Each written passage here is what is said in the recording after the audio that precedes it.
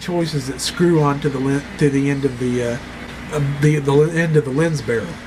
That's just ridiculous. And I have a sneaking suspicion that the reason they have done this was purely greed. They want you to, if you want to be able to use lenses and extra filters and all that kind of stuff, Canon thinks that you should have to spend the extra money on one of their SLR offerings. This is pitiful when you consider that back in the day with the smaller Canon A40 and A560 and some of the A series cameras and some of the S series prosumer cameras, these had the ability to attach a full-on lens system, interchangeable lenses. My only, that's a big gripe I have with this camera. The two biggest gripes I have are the fact that you can't really add you can't do lenses at all, and you can do filters only by means of what they call a lens mate, a third-party adapter ring that basically just clips onto the end of the barrel and allows you to use 52mm screw-on polarizers, lens filters, basically. Your lens options are pretty much nil. You can get an adapter to use the infamous Raynox macro lenses, but that's it. You can't get any telephoto, no telephoto lenses. You're stuck with the 20x zoom that the Canon stock lens gives you. This is just ridiculous when Panasonic's 2-year-old cameras and most of Canon's previous cameras have given you the ability to use extra lenses. Shame on you, Canon. That's just ridiculous. And it's a purely greed motivated decision on their part, design decision. They want you, if you want to be able to use extra lenses and filters and all that kind of stuff, they want you to spend the big bucks, at least $700 on up to thousands of dollars for their SLR cameras.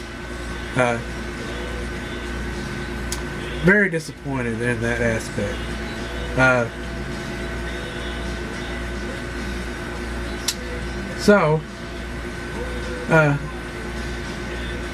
have my complaints, and I have most of the things I have to say about the camera are good.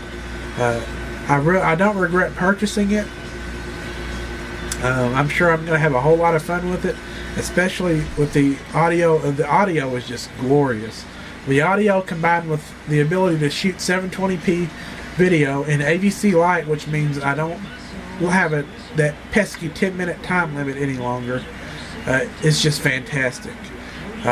Shoots great photos. Just wish that image stabilization was a little better. Having the choice to make a purchase again, I think I would have looked a little more at the Panasonic FC35 or FZ38, given that they're in the same price range. Now the FC38 only has an 18x optical zoom compared to the 20x optical zoom of the SX20 IS, but in reality, in practice, the difference between the two is very, very little and hardly noticeable. Actually, when you're talking, full zoom, the difference between 18x zoom and 20x zoom is just negligible. The only thing that steered me away from buying the FC38 or FC35 or FC38 in the first place was that I was fearful of the audio quality, because I wanted something with stellar audio quality, and I knew that the SX20 IS had it. So there we go. I probably made this a 3-part video. I can't see the timer on the camera. My vision's not good enough. I don't have my glasses on, but I bet you it's way past 10 minutes. So we'll narrow it down. Good things about the SX20 IS. Excellent zoom, 20x optical zoom, glorious, absolutely wonderful pictures, photos, absolutely wonderful, crisp, clean, clear, distortion-free stereo sound, and this is great positional sound thanks to their wonderful microphones mounted on the front of the camera. Hot shoe support, so you can use any of Canon's Speedlight flash guns. And exceptional battery life. And of course, it goes without saying that you have every setting you could possibly want to change, even down to full manual control of the camera. Excellent camera for the money. There's not a lot to complain about. The complaints that I do have are mostly superficial, except for two. That would be the lackluster optical image stabilization and the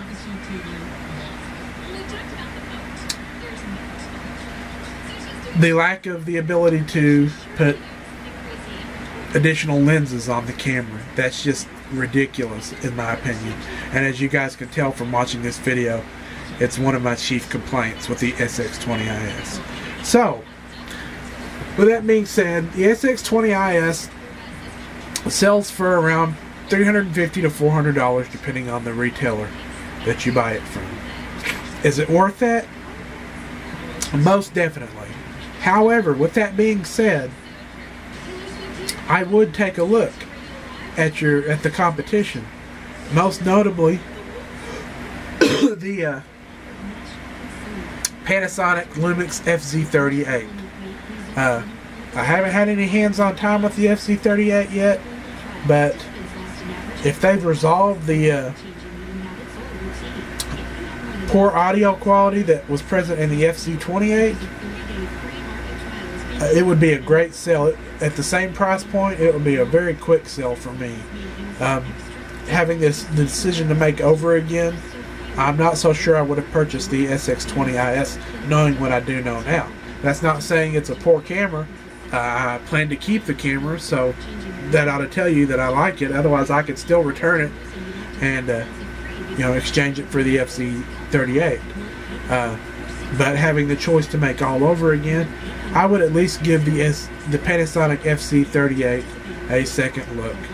And that's one of my my opinions. If you were to come to me and ask me which prosumer ultra zoom digital camera should I purchase today, the choices would be, without a doubt, the Canon Powershot SX20 IS or the Panasonic Lumix FZ38.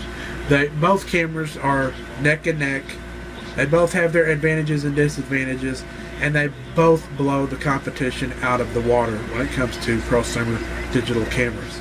So with that being said, that's a wrap. And if you guys have any questions about the camera, please let me know.